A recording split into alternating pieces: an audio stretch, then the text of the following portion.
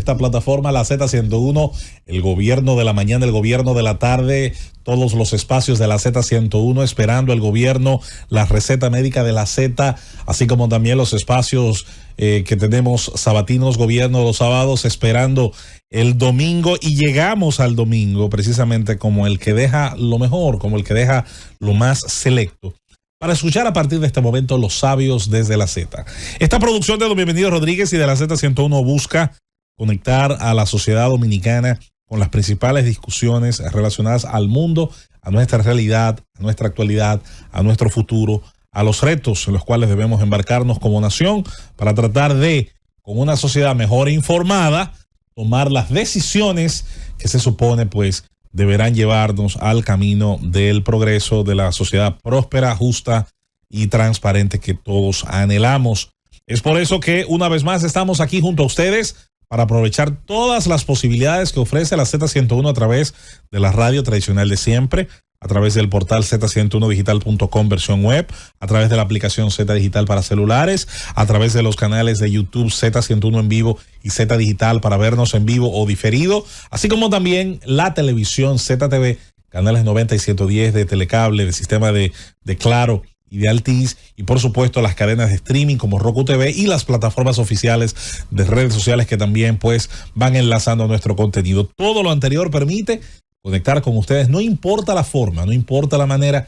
En el siglo XXI, todas estas herramientas de la tecnología de la información están junto a nosotros para llevar este contenido. Y hoy nos damos el lujo de presentar el título, la selección de este tema y el desarrollo del mismo: Geoestrategia de los Estados para alcanzar el desarrollo, junto al general Miguel Ángel Cordero, que precisamente va a dirigir, a conducir los destinos de este programa, de este tema tan interesante, así como los invitados, como siempre, interesantes que tendremos.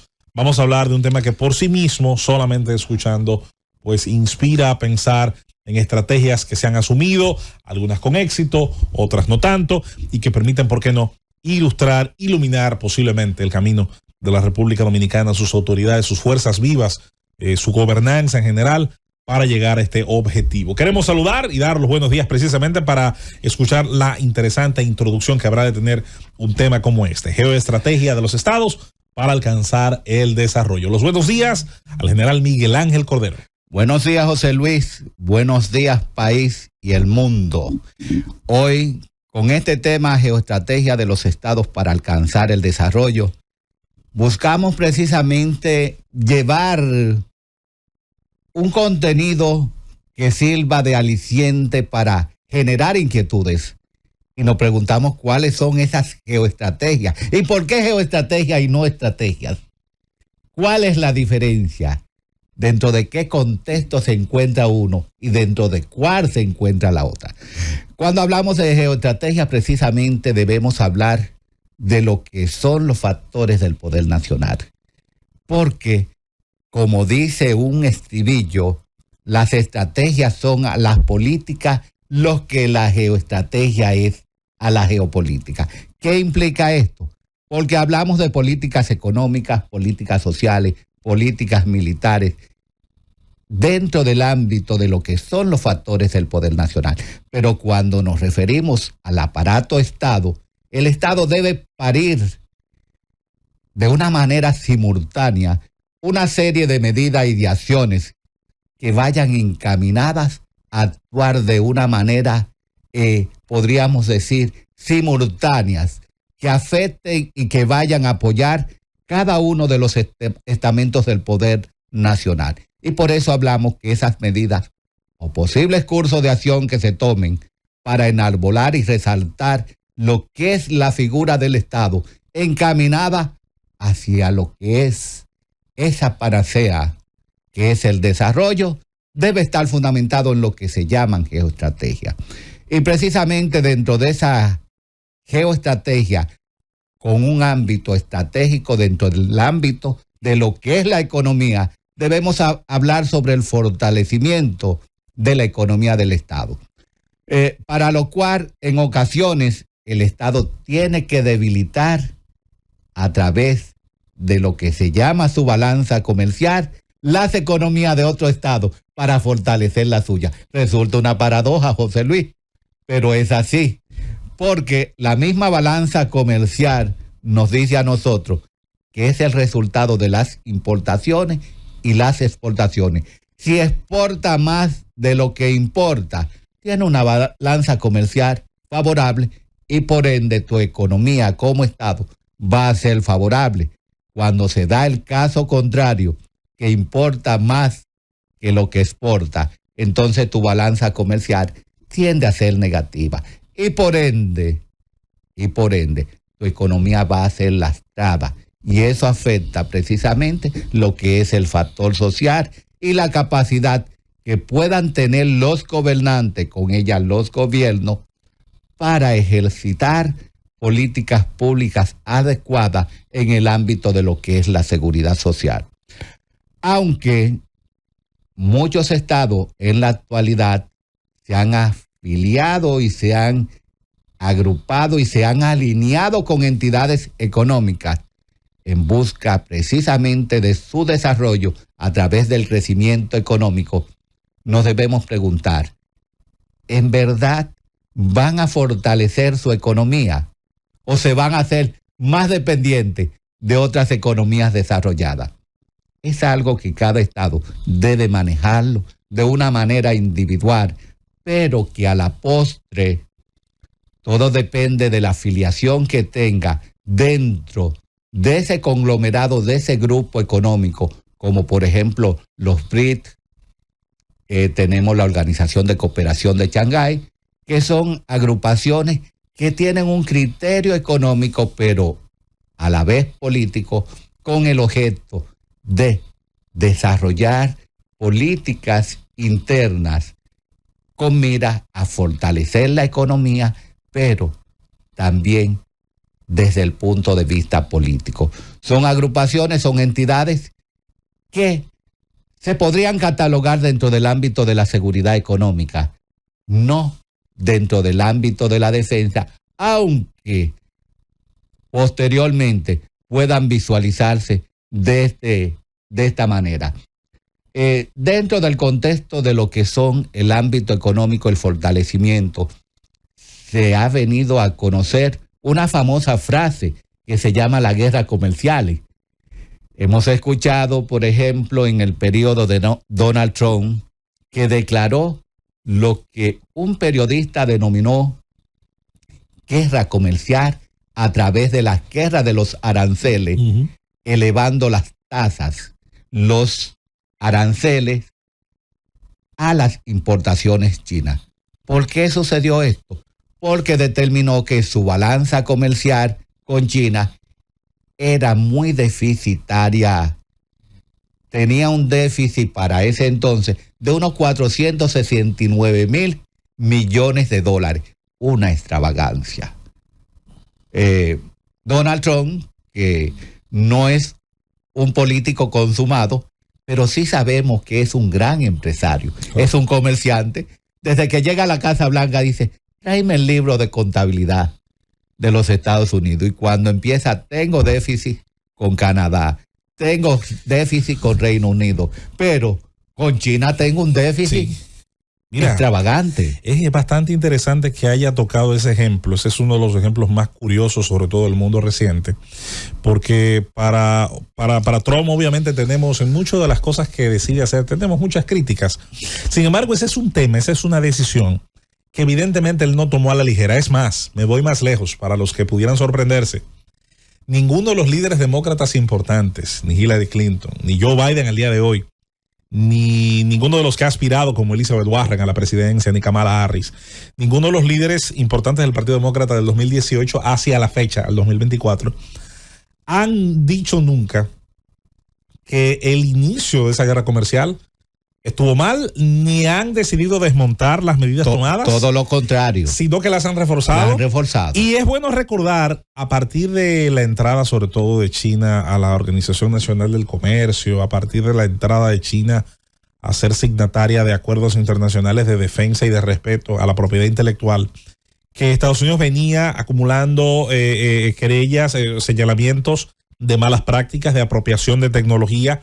Las mismas, de alguna manera, no se respondían. Y cuando Trump decide tomar esta medida, había de alguna manera un consenso, sobre todo en la clase comercial e industrial norteamericana, de que si no se hacía, simplemente China iba a seguir, digamos, abusando de su posición de privilegio como fábrica del planeta. Claro. Y iba a seguir encareciendo de manera, si se quiere, artificial, una parte importante de sus exportaciones, así como también haciéndole la vida un poco más difícil a quienes ya tenían capital y tecnología invertidos allá. Es un tema muy interesante también porque demuestra que si bien la economía centralizada planificada está descartada como modo de vida occidental a raíz de las enseñanzas que nos dejó la URSS y que nos dejó el mundo del Pacto de Varsovia, así como los textos de grandes autores como Hayek o Mises, pero es evidente que necesitamos gobernantes con sentido. Von Hayek. Sí. Un economista social. Claro, y con una del hombre de la escuela austríaca, además de su maestro Edwin von Mises, que era un gran autor y que escribió Camino de Servidumbre, que era una crítica precisamente a la economía central planificada. Sin embargo, hay algo aquí interesante. Los gobiernos y los gobernantes, a raíz de lo que ha dicho el general Miguel Ángel Cordero, deben tener ideas claras en la economía global y en la participación de su país y de las empresas de su país, sean estas foráneas o extranjeras, para comprender la división internacional del trabajo, para comprender la idoneidad o la falta de ella de ciertas rutas, tanto de abasto como de comercialización, que por ejemplo harán que un comercio en específico no sea el más idóneo para mi país. Si es un gobernante no lo comprende o no tiene alrededor quienes puedan ilustrarle, posiblemente un país va a tener amplias dificultades en poder encontrar el camino al desarrollo. Las va a tener cuando Idi Amin Dada, el dictador ugandés, decidió en un acceso de hipernacionalismo y de visión tribal expulsar a todos los hindúes de Uganda porque eran los comerciantes, eran los agiotistas, los especuladores, los corruptos que con su deseo de hacer dinero le ponían la vida difícil a los ugandeses. Cuando los sacó de Uganda, expropió las tiendas y puso ugandeses a dirigirlas, los productos estaban 10 veces más caros. Más caro. Pero tú acabas de mencionar dos expresiones que son básicas y fundamentales para entender lo que es precisamente el desarrollo de los estados.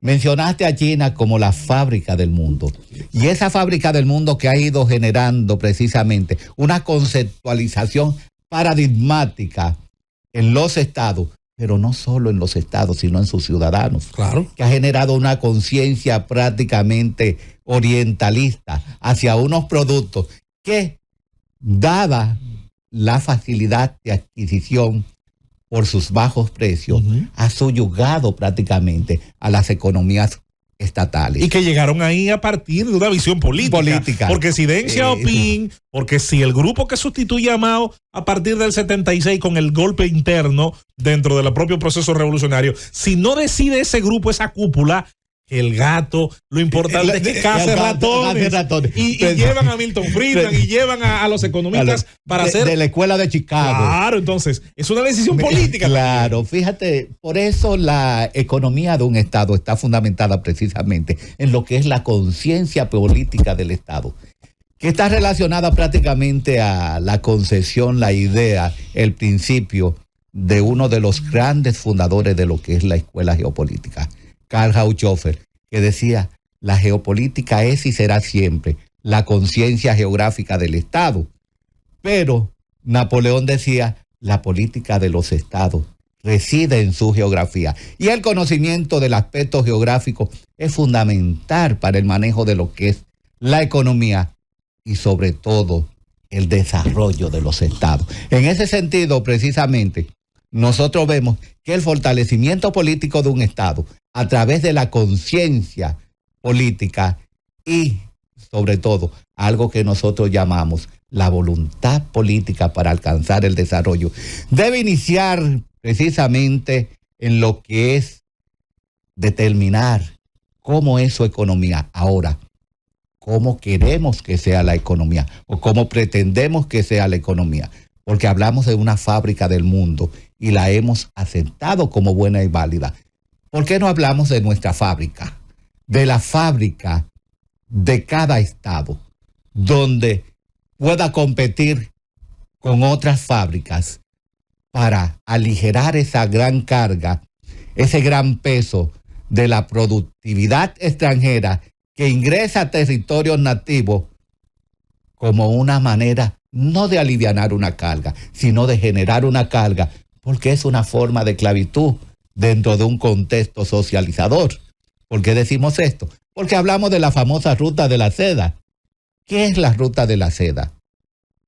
La ruta de la seda es una forma precisamente contemporánea de esclavizar a los estados bajo el contexto de la economía para que produzcan menos, porque yo te voy a resolver ese problema. Y cuando yo te resuelvo el problema de la producción, que tú no tienes que producir, ¿qué estoy haciendo? Estoy sometiendo a tus productores a lo que se llama la esclavitud.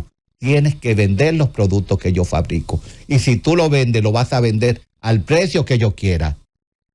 Por ejemplo, vemos ahora recientemente que el presidente de los Estados Unidos, Joe Biden, anunció un alza en los aranceles, tanto del acero como del aluminio, procedente de China.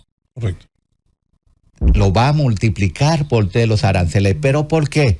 Porque el acero principalmente ya se tiene constancia de que hizo colapsar a las fábricas de Perú y de Brasil.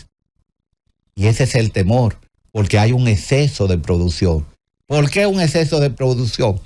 Porque el sector inmobiliario que está en el suelo ya no está utilizando acero, y los productos ferreteros que ingresan a todos los países de Latinoamérica y de Europa es precisamente ese excedente, porque esas fábricas no pueden cerrar y tienen que colocarlo en otros mercados bajo subsidio, a precios bajos, contar de imponer de una manera económica su voluntad a esos estados y sobre todo arrodillar a esos productores y cerrar. Es decir, que parte de la conciencia política de los gobernantes como administradores de los estados debe estar precisamente en el hecho de visualizar dónde estamos, pero sobre todo hacia dónde vamos a través de los procesos económicos.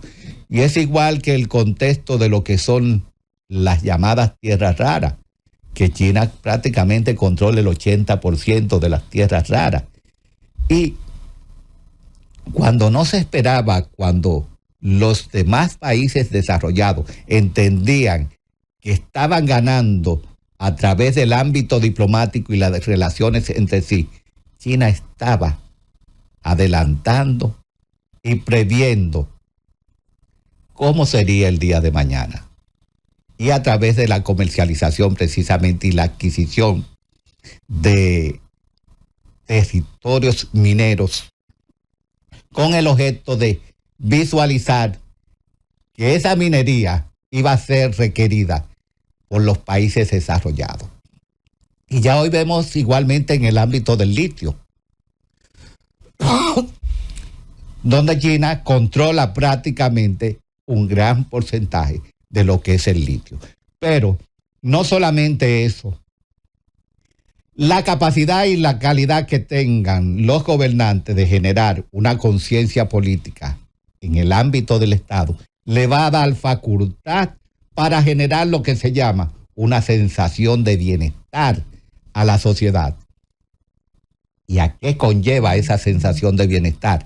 Que no es precisamente de ayuda social, porque la ayuda social es una forma prácticamente de esclavizar a una sociedad, a un pueblo, donde no lo enseñas a producir y tienes una tendencia a darle facilidades para que puedan subsistir, sobrevivir, no producir. Y en ese contexto, los gobernantes deben estar conscientes de que esclavizar un pueblo a través de las ayudas sociales no genera desarrollo, genera pobreza. Los pueblos se hacen más pobres cuando los gobernantes, a través de sus sistemas de gobierno, apoyan lo que es la conmiseración, apoyan lo que es la esclavitud de la conciencia humana en que yo todo te lo voy a resolver, te lo voy a dar. ¿Con qué objeto? ¿Con qué intención? Una ganancia electoral, una ganancia de permanencia en una posición en la cual tú me validas y yo te valido. Tú me reconoces y yo te... Ahora, hay un aspecto fundamental en el cual los estados deben ocuparse y preocuparse por desarrollar con el objeto de que esa ciudadanía quiera una conciencia y una voluntad de desarrollo, y es a través de la educación, José Luis. Sí. Y en el día de hoy, precisamente, tenemos la participación en este programa estelar Los Sabios en la Z de lo que es la alta instancia de la Universidad Nacional para la Defensa. La Universidad para la Defensa, que nos va a hablar sobre sus programas en beneficio de lo que es el desarrollo nacional. ¿Tú habías escuchado sobre la Universidad Nacional para la Defensa? Lo había escuchado en alguna oportunidad con algunos invitados acá. Pero creo que tanto para mí como para una parte importantísima de los oyentes de la Z va a ser interesante escuchar detalles, escuchar aspectos ya minuciosos y de gente que en el caso de usted me consta y de otros participan de ella. Tenemos hoy precisamente dentro de la sesión Conoce a tus instituciones. Interesante. Como vimos la semana pasada con lo que es el Poder Judicial. La participación de Fuerzas Armadas, donde el desarrollo está fundamentado principalmente en lo que es la educación. Nos vamos a encontrar con 3 exponentes, cada uno de los cuales va a esgrimir cuál es la función que tiene la universidad en los diferentes ámbitos de la vida nacional. Pero no solo eso. Vamos a conocer también en el día de hoy en este programa estelar qué está sucediendo ahora mismo en Haití. Que tenemos hoy ya un primer ministro interino, a Michel Patrick Boilbet, que fue prácticamente confirmado porque era interino. Lo había dejado Ariel Henry en su sustitución después que fue a Kenia y a Estados Unidos a consensuar lo que es el apoyo de una fuerza policial para imponer el orden en Haití. Vamos a escuchar también en el ámbito de lo que es los conflictos en el Medio Oriente y cómo esto han tenido una trama para impedir y limitar lo que es el desarrollo. Podríamos decir que el conflicto de Medio Oriente está limitando el desarrollo de algunos de los estados. Sí, lo está limitando. El conflicto de Rusia-Ucrania está limitando el desarrollo de algunos estados. Sí, sin duda. Claro, sí.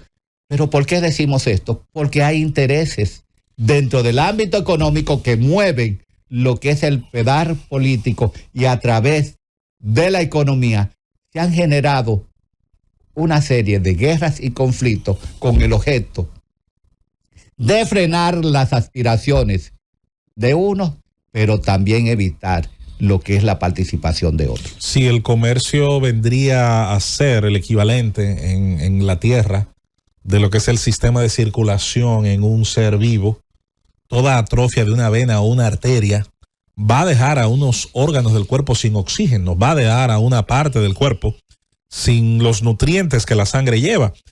Cuando la vena aorta del trigo ucraniano es presionada en sus capacidades de siembra, producción y exportación, evidentemente habrá clientela. Y pienso en Egipto. Sí. En Egipto hay una inflación del carajo, hay una situación alimentaria. ¿Por qué? Porque Egipto era el principal comprador, con sus casi 100 millones de habitantes, el principal cliente, por ejemplo, en el norte de África, del trigo y de los cereales producidos en el campo ucraniano. De manera que, como yo creo que mejor explicación imposible, como lo dice el general Miguel Ángel Cordero, cada conflicto tiene afectaciones. Esas afectaciones solemos quedarnos, y yo no voy a criticar eso, en las víctimas mortales directas y en las víctimas indirectas del conflicto en el frente de batalla, pero no puede quedarse ahí, no puede limitarse solamente a esa acepción de víctimas. Hay otros afectados, hay otros que sin dudas pues padecen esa atrofia de ese círculo que implica haber cerrado, haber llevado a mínimos, haber interrumpido el flujo normal de mercancías, de servicios y de finanzas hacia un destino X. Si tú analizas, José Luis, la parte de la economía y cómo la economía puede ser estancada o puede ser un motivo a la vez de generar guerras y conflictos,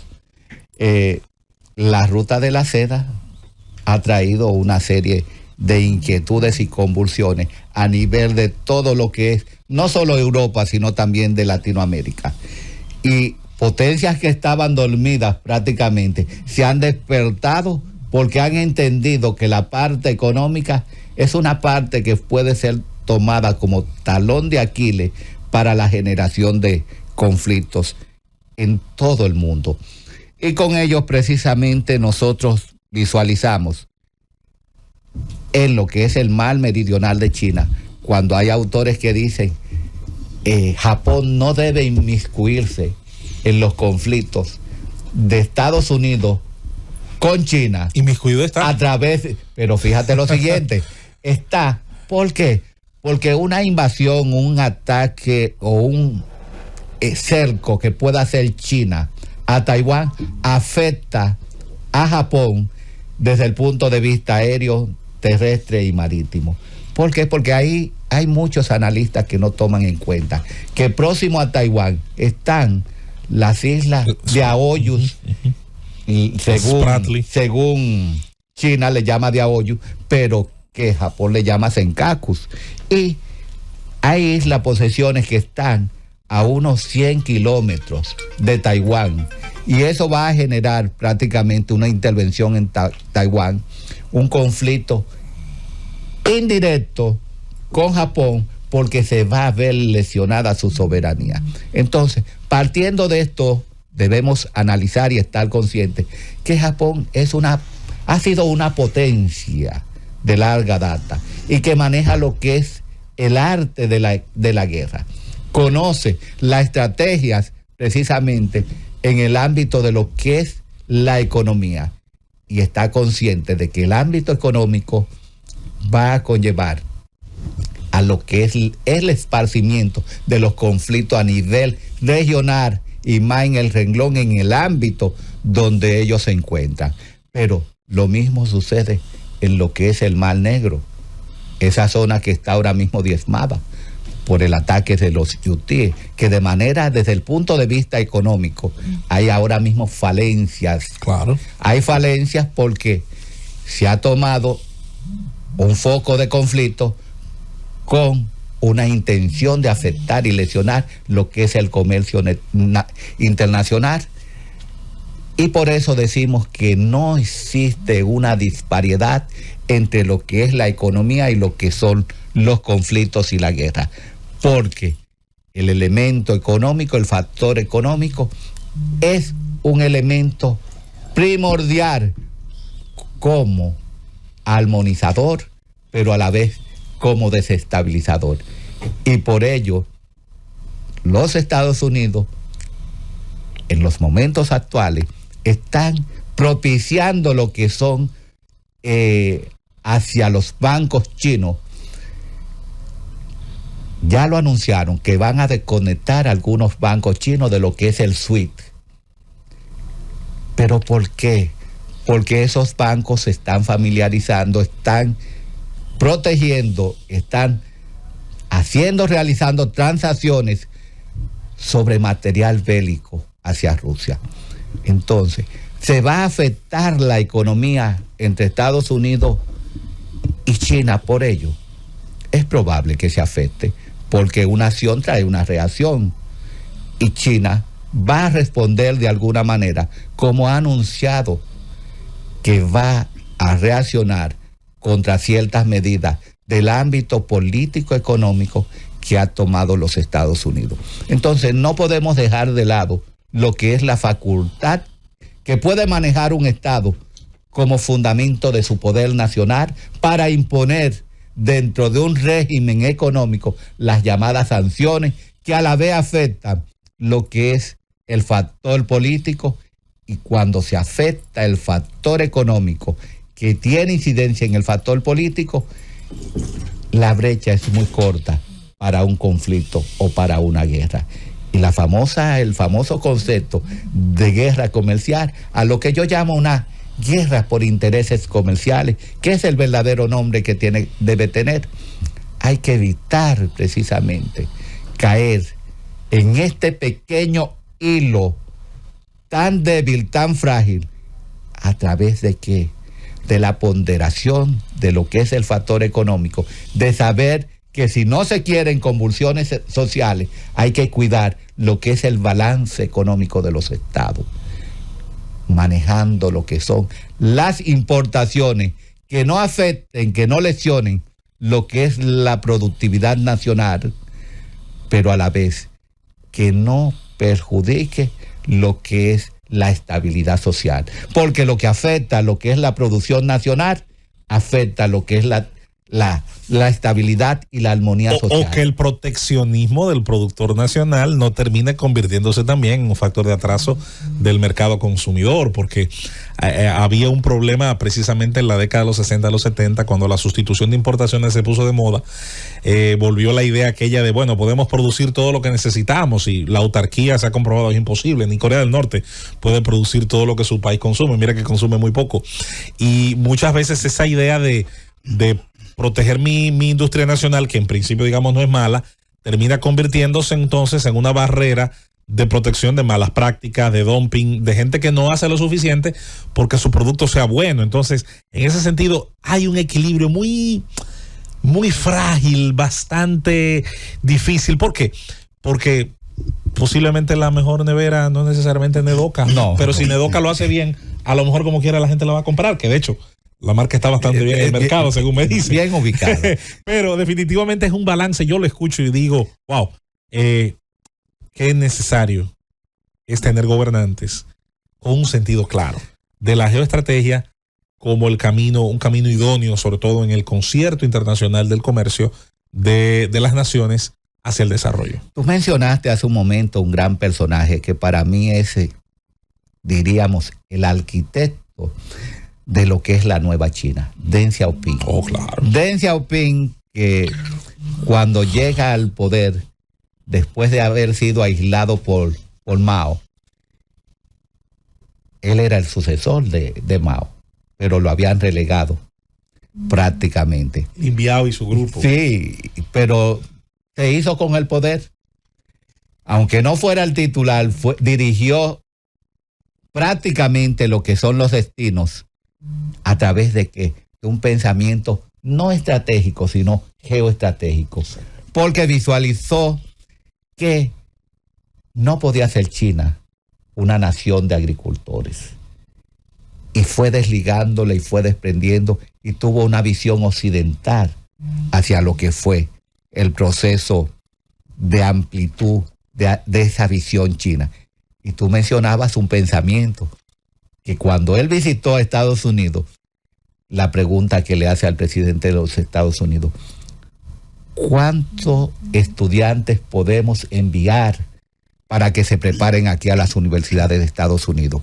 El presidente le dijo: no hay límite, todo lo que usted quiera. Todo lo que usted quiera enviar, aquí se lo aceptamos. Y le dice uno de los asesores de Deng Xiaoping: ministro, si mandamos todos esos estudiantes hacia Estados Unidos, se van a quedar. Dice, si de 10 que se van, regresa uno, estamos ganando. Dice, sí, pero que tienen una metodología diferente. Y dice, no importa que el gato sea blanco, que sea prieto.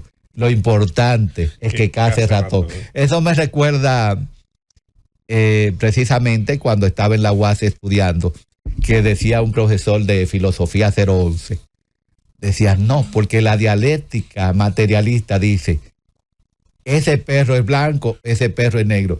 Y sale un estudiante y dice, profesor, pero se puede dar el caso que el perro sea blanco y negro. Dice, tú ves, para la dialéctica ese perro no existe.